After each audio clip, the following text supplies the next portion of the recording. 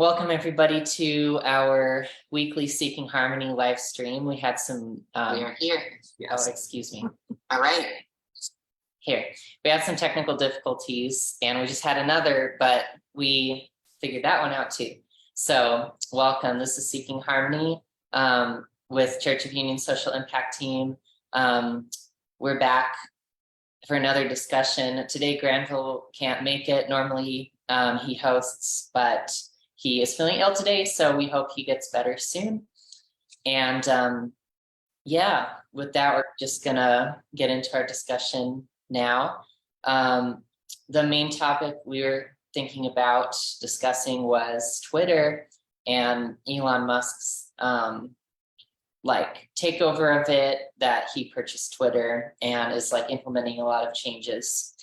And, you know, just all of the, like, what is the truth about all of these changes that are happening, you know, beyond like all of the hype of the media. So, yeah. And I would just summarize it as saying Elon Musk just, you know, this year bought Twitter, was thinking of backing out of it, but ended up going for it after some legal issues about backing out of the purchase. Took over Twitter and has made a lot of changes, letting go of a lot of people on Twitter and wanting to change some policies on it, you know, such as like having people pay for the verification of who they are. And so making a verified account just costs money now, not certain whether it's gonna be like, you know, that person is who they say they are, or if they're just paying $8 and they now call themselves Joe Biden, you know, or Elon Musk, like they just name themselves that. So that's one of the issues they're going through. But yeah, I'd like to open it up to you guys though, like whatever you feel you want to discuss about this whole Twitter leadership change. Yeah.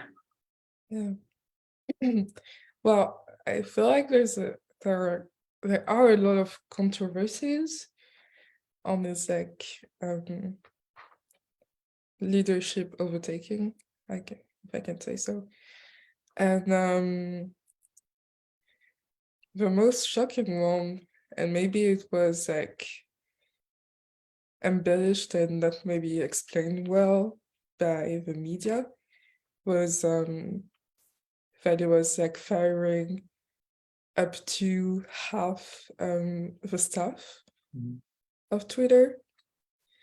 And so, yeah, I was wondering, like, I think it goes back to our discussions on like people's desire for stability, you know, at the moment. And if like the change isn't too radical. And so, in addition to that, I feel like, yeah, I wanted to have like more free speech and maybe more verification to have a little bit less trolls and maybe people that are using like violent speech on Twitter. But like, you know, the buying of verification, or like the fact that people made account with his name and they were banned afterwards. I wonder if like he's not going back on his words and his promises. And I know like undertaking this company, like one of the biggest companies in the world, isn't going to be easy. And there are going to be like decisions to make.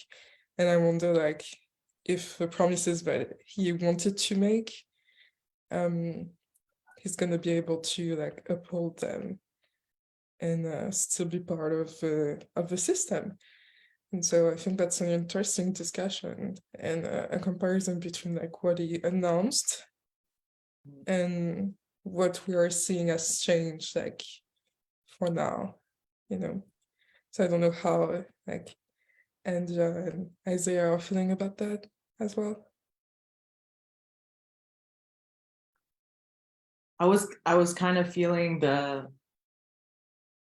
same, because there seems to be a disconnect having how he presenting his intentions and then what is actually happening. And it seems like there were some real issues to take care of because the previous CEO was, I read, apologized to the staff and even said, he had made a mistake by maybe building the company too big, too fast, which kind of led them to the financial situation that they were in, requiring someone else to come in. So I definitely see that part of it. There seems to have been, but then, the move to fire the whole human rights team of Twitter, and all the issues around potentially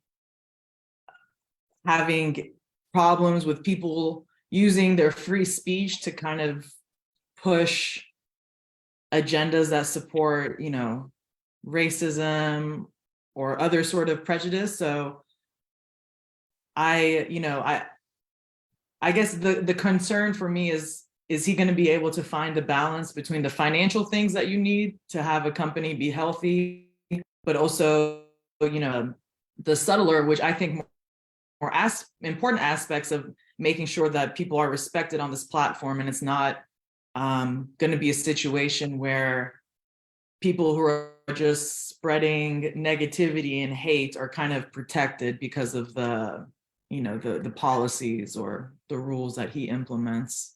Mhm. Yeah. And yeah, I understand what he's saying in some senses, because I mean, at the core of this, there's like, obviously, people can say and express anything that they want, but whether or not like they're allowed to do so on like a big public platform that kind of carries some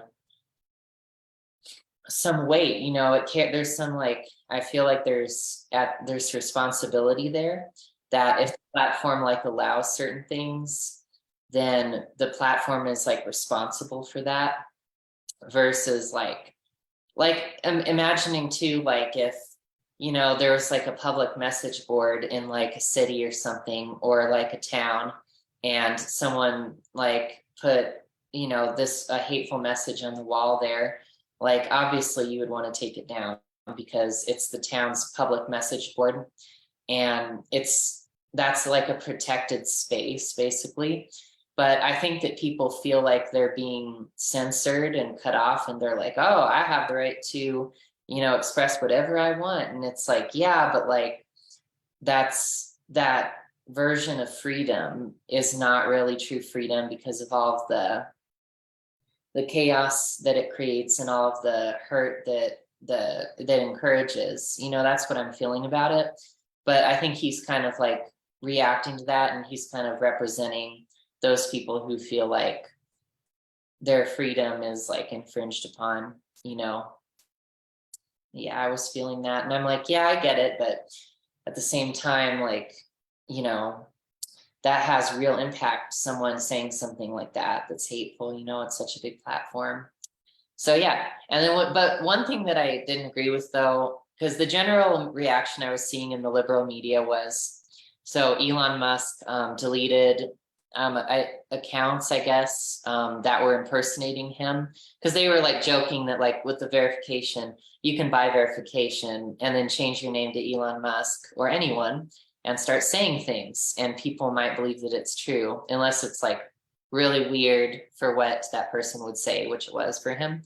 And I was like, that's a good point that they're making, but he shut those accounts down. And I'm like, well, isn't that the right thing to do, though? Because you wouldn't want to set the precedent that people can just say Elon Musk and not specify that it's a parody at all and have a blue check mark by their name, because that's kind of abusing the system.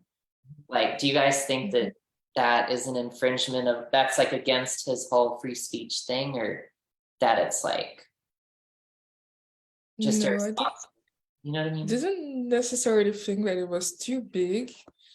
I think what we will have to see, and maybe what people are not giving time to like demonstrate or express, is that he will need to find some kind of balance there, in the sense where it will be like a game of like not suppressing too much of people's like expression, but also like,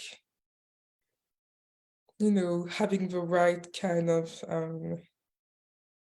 not censor, but like the right kind of like management of the platform. Because I think like maybe what it's trying to do with like the monetary verification is, and I don't know how that will work exactly.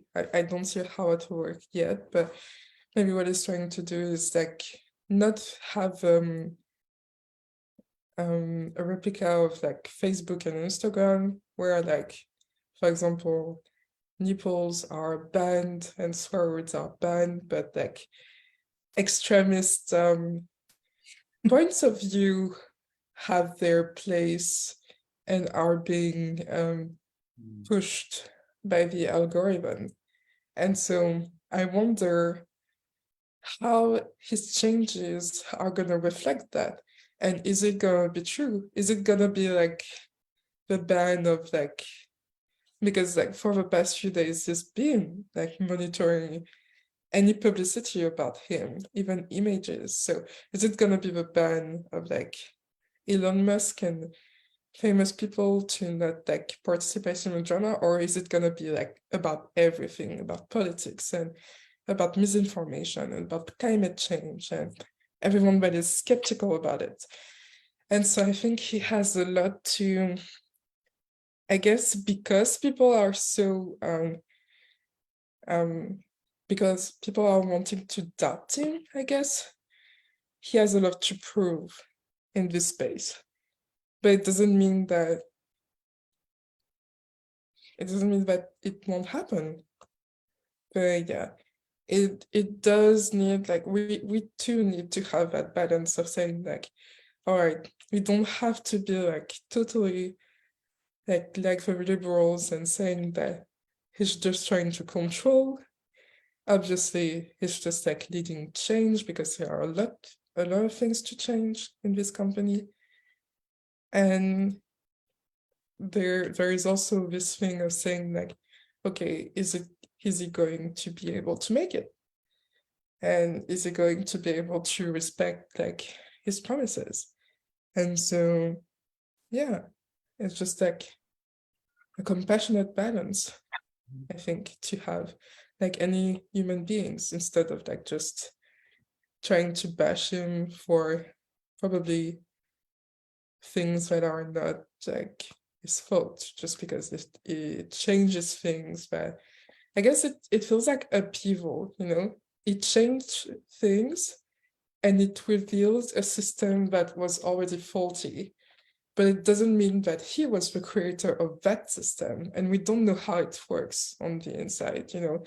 So I'm just thinking that we shouldn't blame him on things that are not like his choices yet. It's just like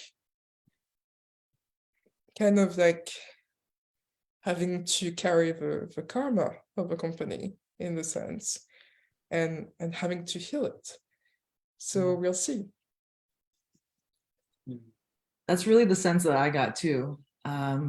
It feels like decisions were made that he wasn't part of, you know, with the prior CEOs, that put the company in a vulnerable position where they were losing a lot of money and, you know, no longer really being profitable. So there's obviously a reason why the leadership has changed. And I think it's interesting that all focus seems to be on people's perceived negativity about him, instead of really seeing that on some level, you know, he's kind of helping this company in a way, like Yoreen said, he is healing this company, because it does feel like there's a lot of upheaval happening. And, usually when that happens, some people become very uncomfortable. And I think they just don't know how to react, because, it's the status quo is comfortable. What is comfortable, but usually change is a constant, and it's inevitable. It happens. And we don't really know if that it's going to be a negative. And his past endeavors have been successful, so I don't, as long as he keeps that balance of the human aspect, having the compassion, just taking on that responsibility, because I do think he has a responsibility to ensure people are not abusing the platform, that it's essentially a safe space for everyone. Even if you don't agree, there's ways to share ideas, even if they don't, necessarily align. So I think as long as that is the case, and if he can get the company to be more financially healthy, it would have happened anyway, and it would have been someone else other than Elon Musk. But like, it seems evident that the company was going downhill, whether or not Elon Musk was going to take over or not. So Yeah, I think it's cool that what you said too, it just made me think of like, in terms of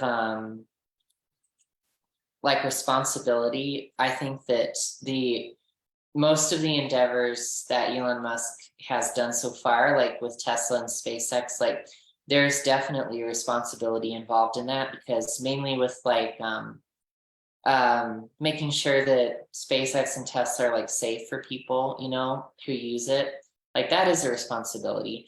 But I feel like there's much more like responsibility with Twitter, because SpaceX and Tesla is a little bit more like freewheeling, and it's about the individual's use of these cars and rocket ships and stuff like that. Although it does affect others, but with Twitter, it's like a big public responsibility, like because social media influences stuff so much, especially with the elections in the US that just happened. Social media can be a big vehicle of like disinformation or information.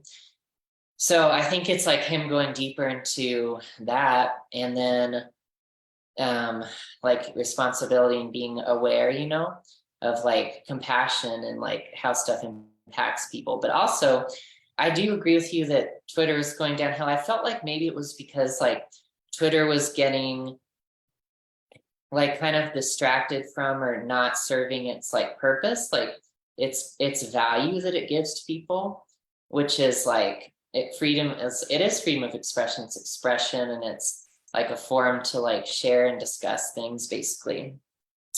I feel like Elon Musk definitely respects that and is focused more on like Twitter giving its like gift and like providing value to people, and maybe the last management wasn't, and they seem to be like adding way too many staff, and it was focused on something else, and there's no purpose in like adding that many people, so I was like, yeah, that I can see that, that might be like, yeah, a change for Twitter that would be more loving for Twitter as a company. Yeah. Yeah, I feel like it is about just figuring out what freedom is, because like what you guys were saying, like it may seem like saying whatever you want is freedom, but it's not. Freedom isn't, sorry, excuse me guys. See, because when you say whatever you want when you want, it causes problems. It can cause problems.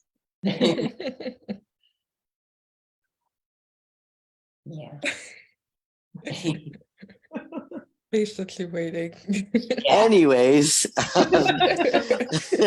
so yeah, it's like, it's not about, freedom isn't about, it's not doing whatever you want. Like we learn that on the spiritual path too, that it's about it's about discipline and following love. And I think that's, you know, I think Elon Musk has to choose that, and Twitter would have to choose that. And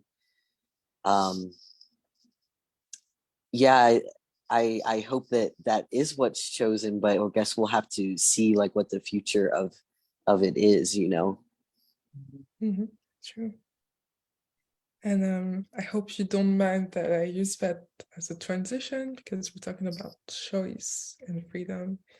Talk a little bit about midterms, because I am French and I don't know a thing about what happened about midterms, because it's way less spoken of than presidential, with reason, because it's not like seen as big, even though it is pretty big. So would you care to like update me on the current situation, please?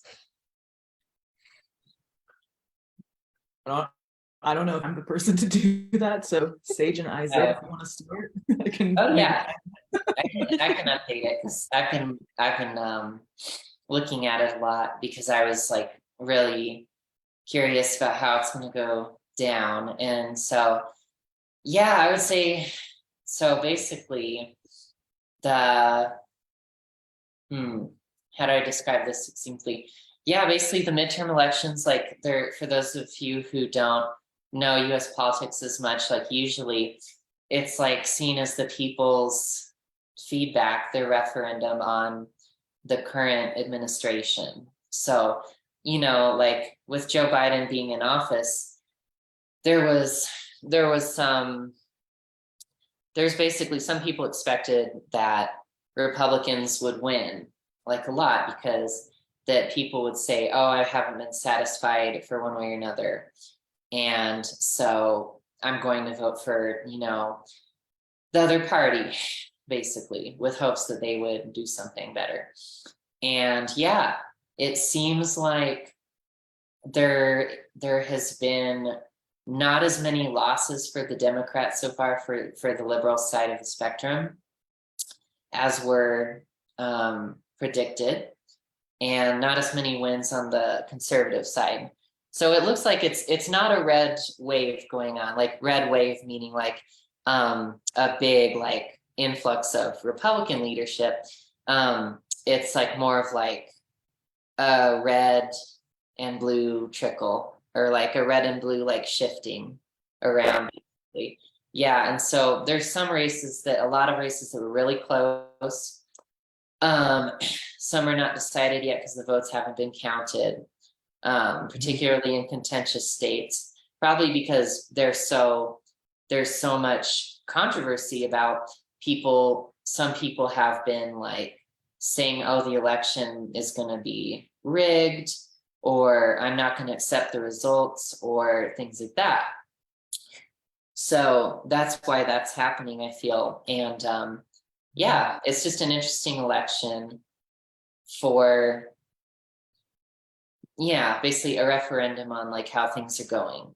And I felt like what people were drawn to the most as voters, it depends, because the Republican side was mainly saying, oh, you know, we need to crack down on crime, we need to lower inflation, you know, improve the economy, because the economy's been in like kind of a crazy moment with all of this going on with the war in Ukraine.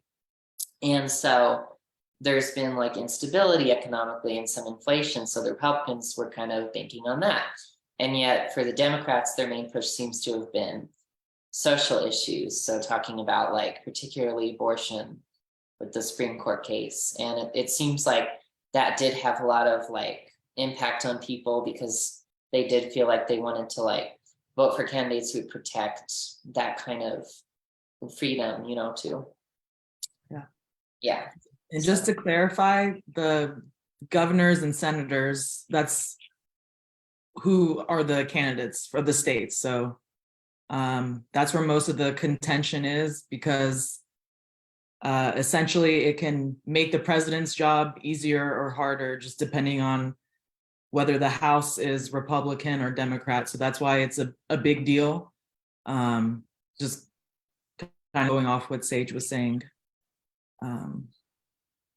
Yeah, so a lot of, I guess, states that had Republican senators have switched to Democrat, like the important ones. I think Pennsylvania is one, and maybe Georgia.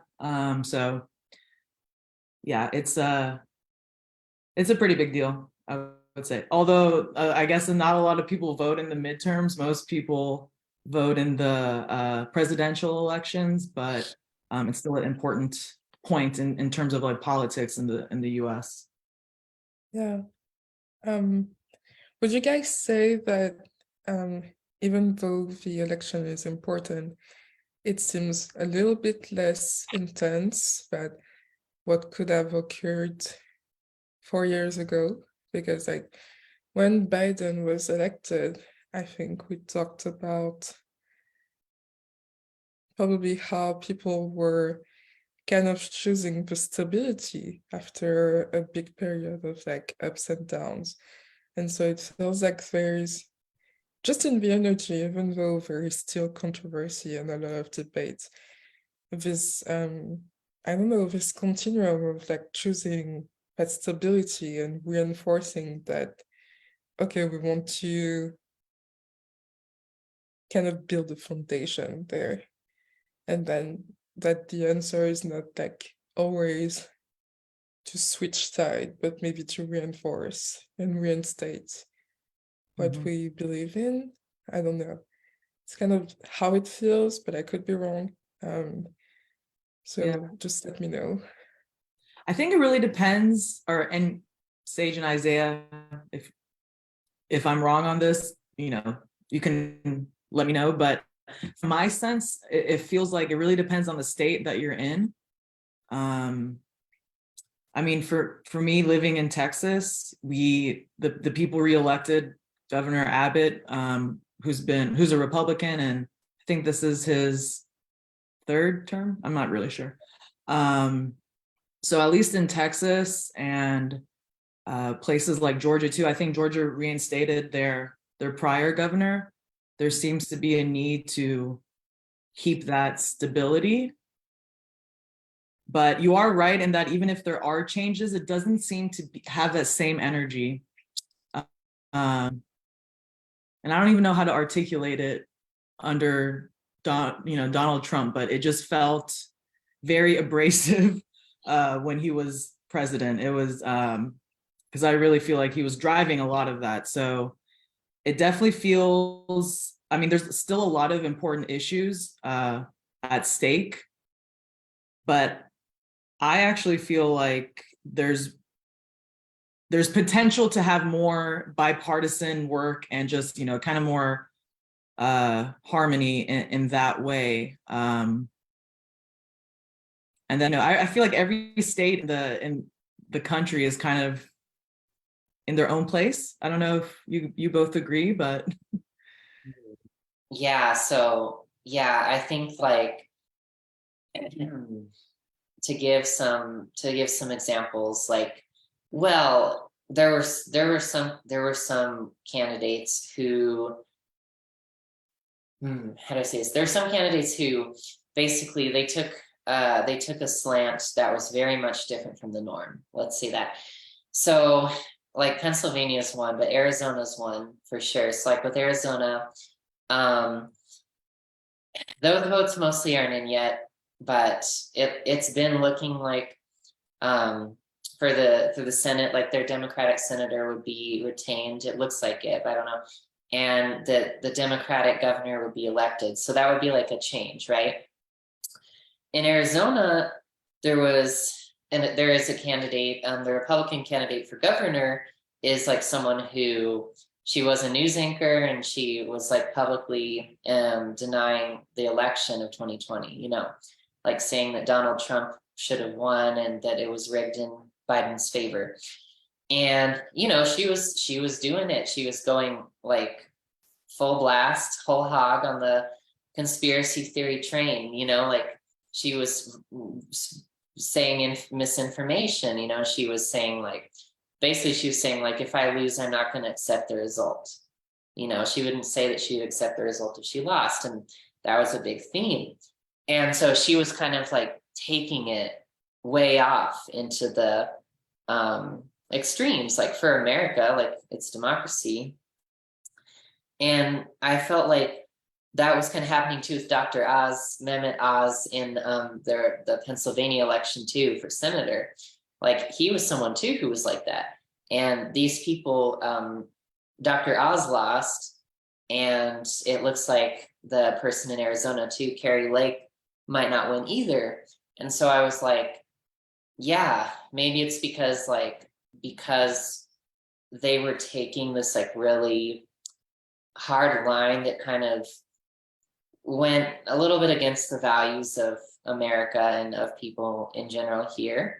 It seemed like a bit anti-democratic, and that, you know, representing the truth fairly and respecting democracy is like, it's too big of a deal for people to want to like go in on that. That's what I was feeling, but still very contentious too, because like John Fetterman in Pennsylvania, the Democratic senator candidate, he got like 50.4% of the votes, like just over a majority of those cast. So that's not saying like, yeah, we're really supporting this, and but it's saying, I feel like it's saying that, yeah, that people like want stability, or they want these basic values to be preserved. And I think on the liberal side, there was a feeling of like, we need to like advocate for our values, because there's a lot of disruption happening, you know. That's what I felt about it. Yeah, in so many words. Yeah. But we'll see, because not all those results are in, so. Yeah, for sure. Yeah. Isaiah, any closing words on the election? No, I'm glad it kind of went the way it has. And there's also been a significant amount of LGBT people that have been elected, which is really cool. It's been that's really nice to see. And yeah, just personally, it felt like this voting was more important than others, because just of the state of America, you know, and just you know, everything that's happened with what Trump represents versus, you know, really what Biden represents. And yeah, I'm just glad to see that, you know, it seems like America is choosing to uphold the values of democracy for the most part right now. And yeah, that's just my takeaways from it. Yeah, I have to agree with you, and just like to, yeah, I just feel like, apart from maybe like Arizona and Pennsylvania, when it might have felt a little bit crazy, overall, it still feels good to know that peaceful democracy is still possible, and that people are choosing that. And as Anne just said, that bipartisanship is still something that can exist and work.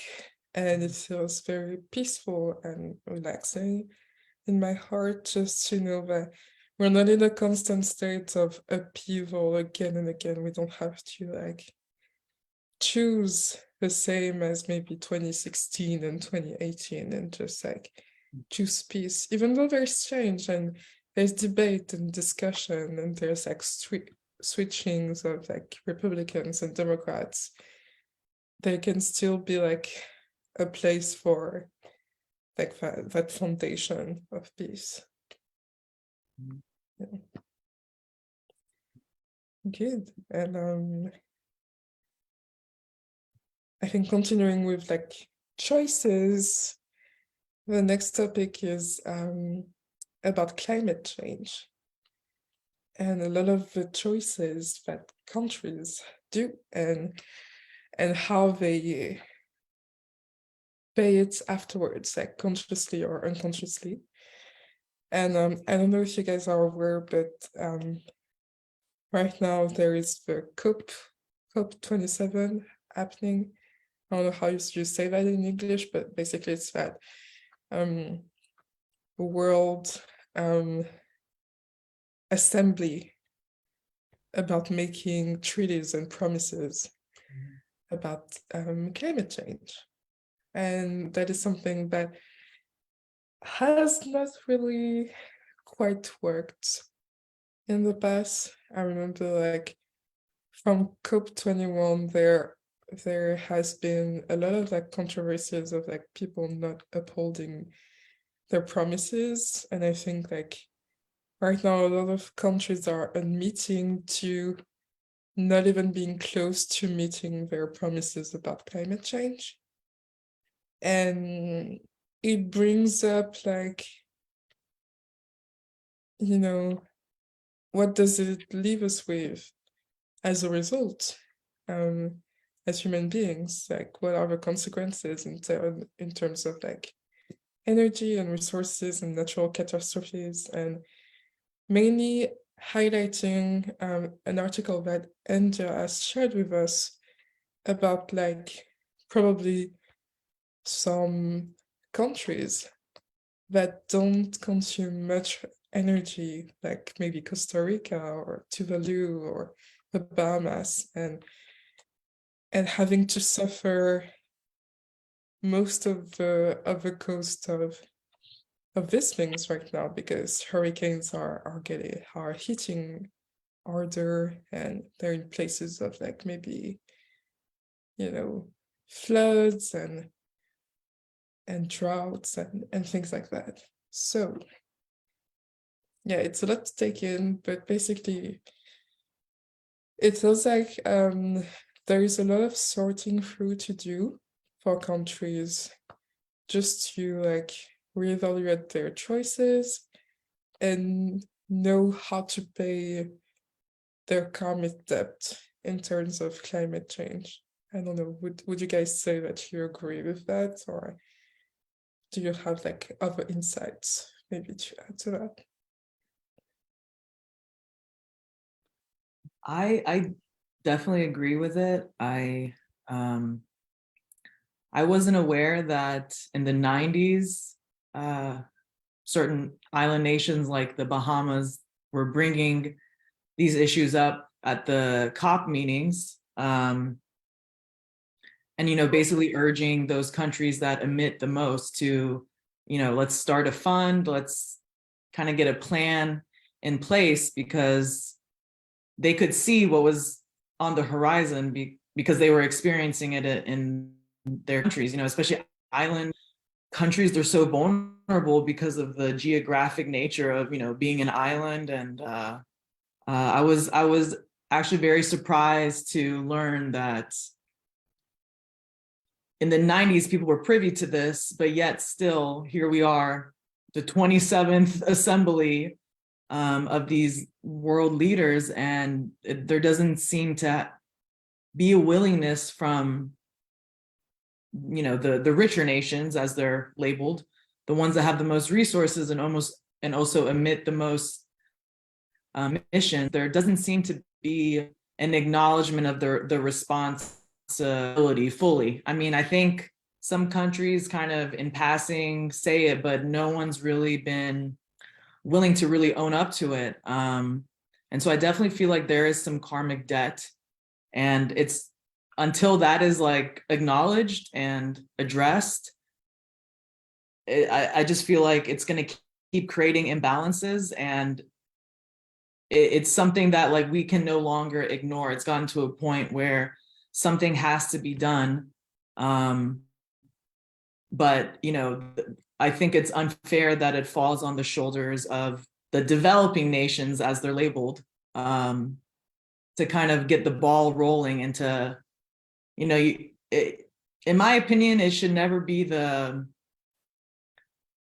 the people with the least amount of resources, or the more vulnerable group, that should be the one reminding the other group that, hey, you need to take responsibility. I mean, the more powerful group, where in this situation are the, you know, developed nations. I feel like they need to do a better job, America included, of just owning up to it. And, you know, especially here, our politics, you know, we have lobbies for corn, soybean, you know, all sorts of like things that support the mass farming, the factory farming that seems to be part of the big issue. And without really like, there's so much money wrapped up in all of it. I feel like that's kind of why, at least in an American scenario, why they've been hesitant to like fully accept that, yes, we owe you all money and we're going to pay it. I don't think it's enough just to kind of help here and there. Like, there needs to be a full acknowledgement of the harm that was done, that apparently started way back in the American Revolution, like late 1800s. Scientists have been able to show that the effects, or the things, really have traced back since then. So yeah, that's kind of where I landed with that. Yeah, I agree. I think it's really, it's like interesting, like, and not interesting, but just what the question I have basically is, so if from our perspective, like spiritually, you know, and logically, I guess, why is it that the countries that have emitted the least are like having the most catastrophic impacts, like the biggest impacts so far, you know, from the climate change crisis? Like, why is that, you know? Because you would think, everyone thinks like law of karma, you know, like what you choose is what you choose to do to others is also to yourself, and it, you know, you experience the effects of it, right? So if a country emits more, you would think, okay, so they're probably going to experience more of the effects of that, right? But it's not the case. And I was like, why is that, you know? And what does that mean? Mm-hmm. Yeah. That's a good question. Yeah. I can't say that I wasn't thinking about that while we were talking. I'm just like coming from an island. It's not a country, but it's a region. I've had a lot of thinking to do about that. And I think a lot of the thing that I perceived maybe as holes and injustices when I was a teenager probably stem from the fact that some countries, much as their geography, feel like they're isolated from the world. So in terms of geography, they feel isolated, but they also feel isolated maybe spiritually and socially, you know? And so because they're being hurt in that place, they maybe keep living and repeating that, you know, how can I say this? That cycle, I guess, very, it's life.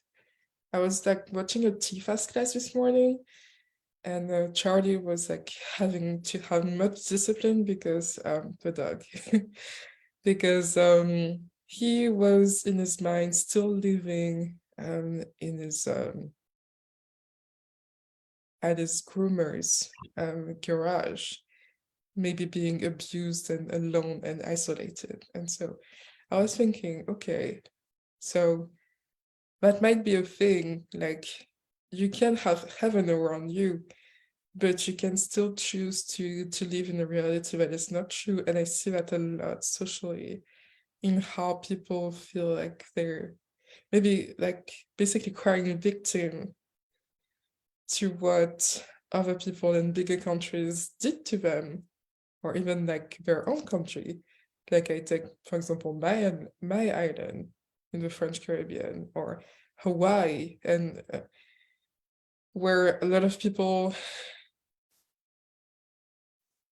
a lot of like, I guess, Pacific Islanders literally want to say like, get out, you colonizer. And so, I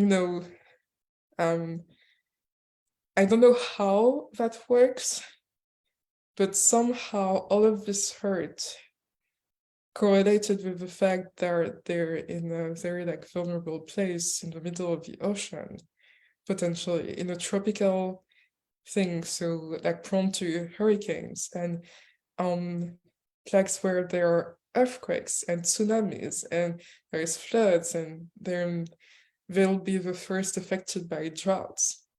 And a lot of these countries that are placed there right now, it just feels like there is, I don't know, something to heal. Because I don't know, would that be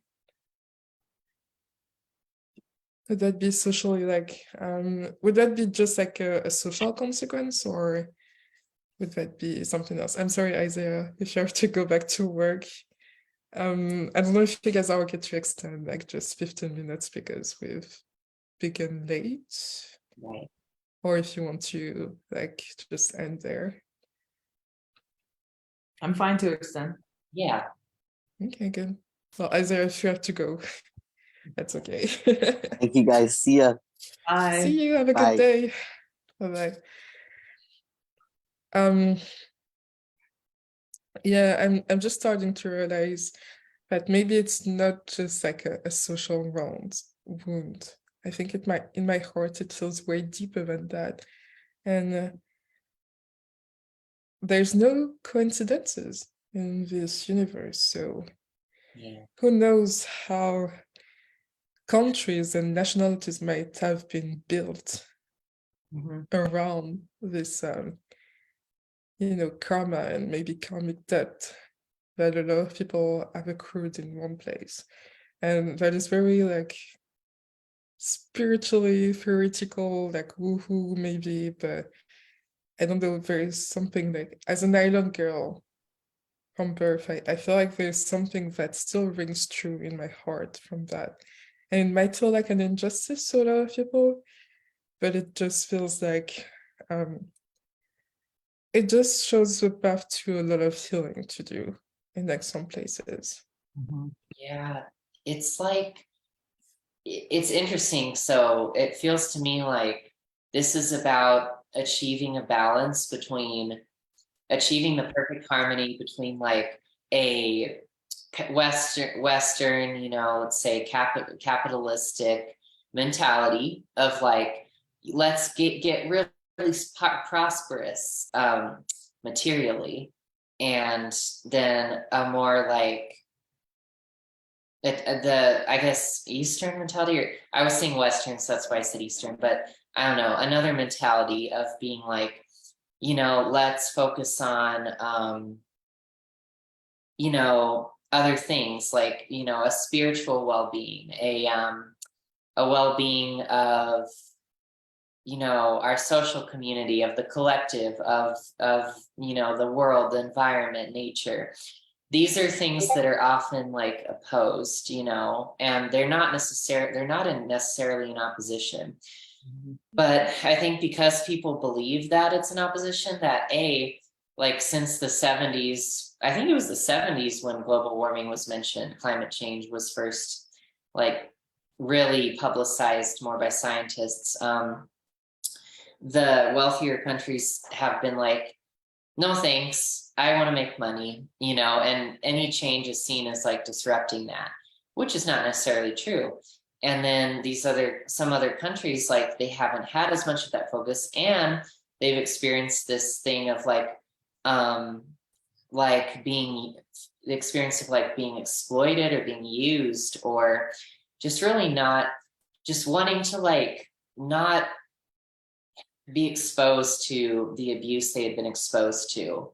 And different countries have had different situations as to why they haven't their economies haven't been grown at the same extent as some Western countries.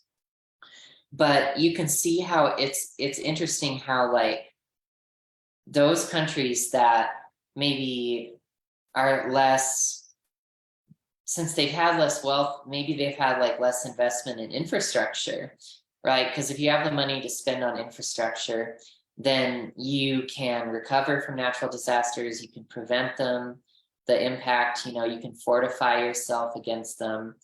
And if you're a country that has built up this huge economy, you can do that.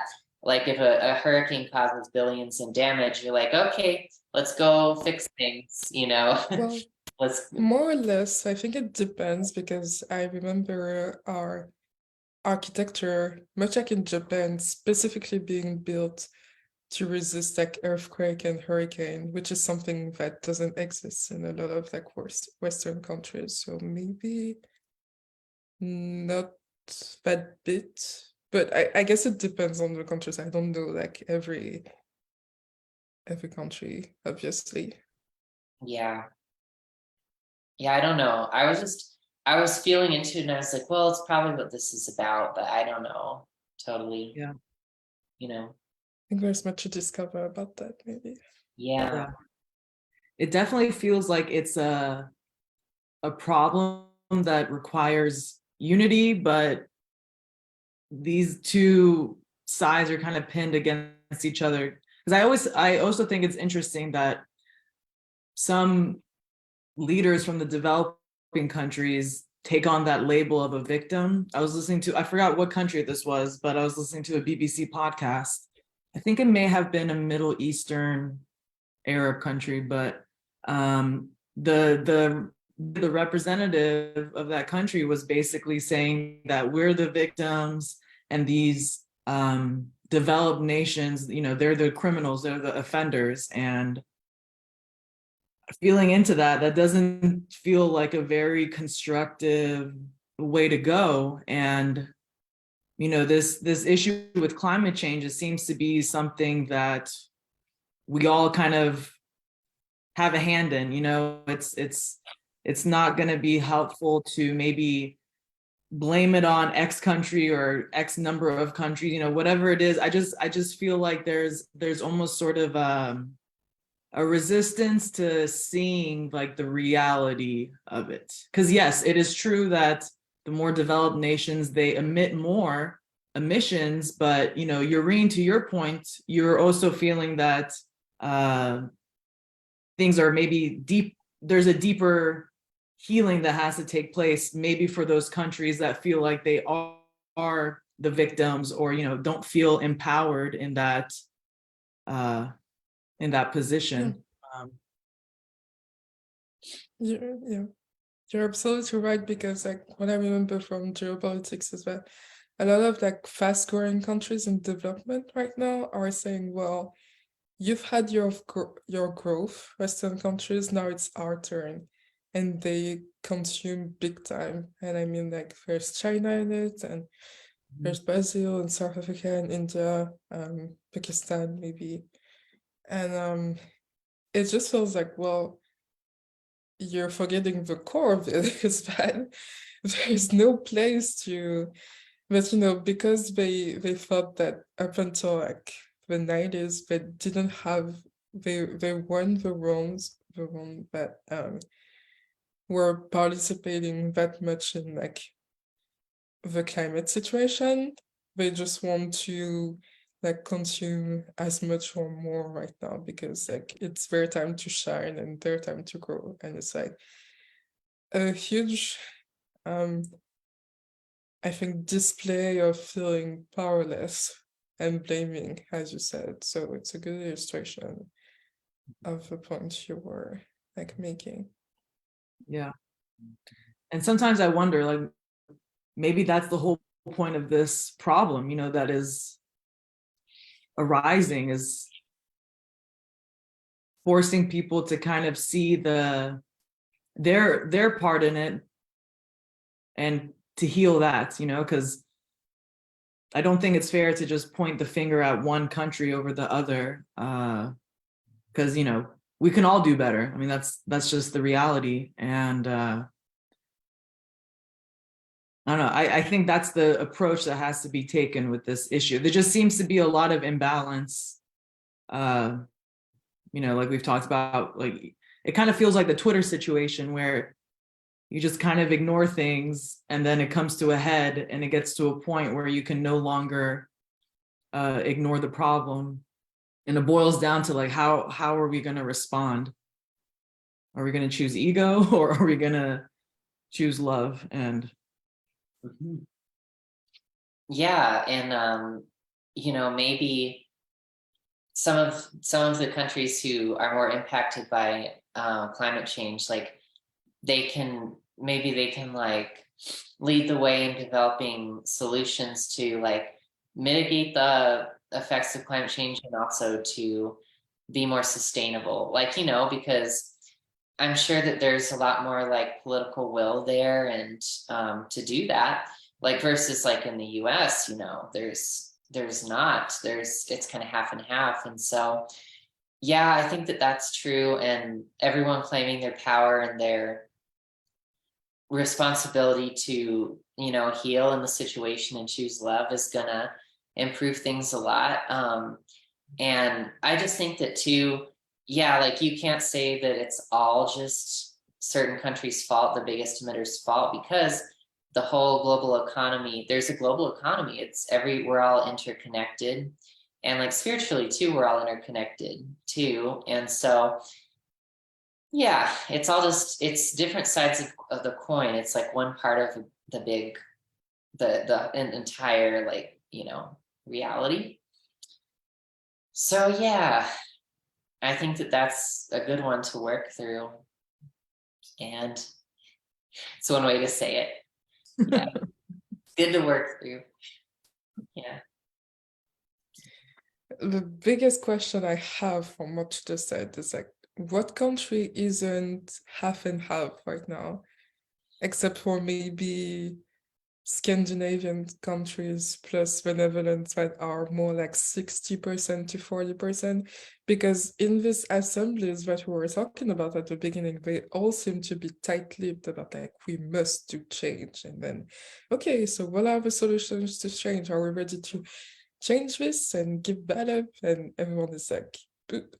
So really, like, what are the countries apart from maybe like, as I said, Scandinavia, Costa Rica, maybe Lesotho, that's like less than 10 countries out of like 215 or something. I don't even know.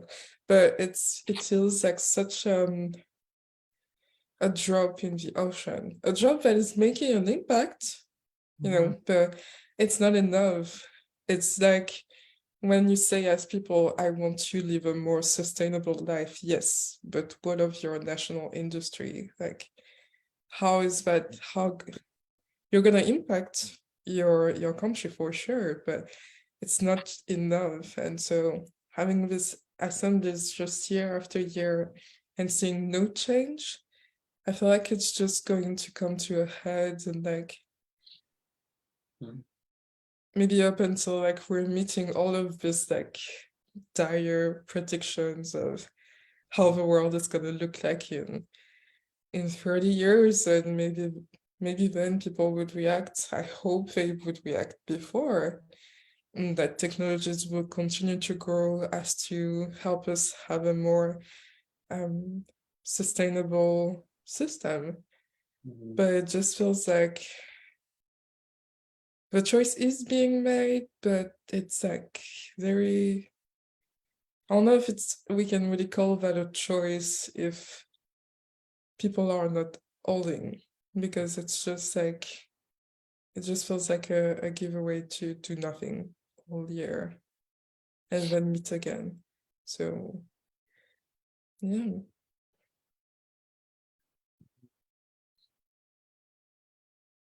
Yeah.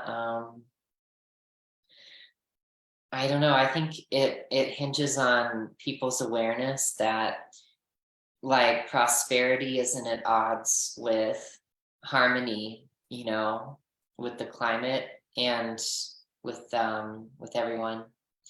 And if people understand that and see that and it can be shown, then that the change will happen.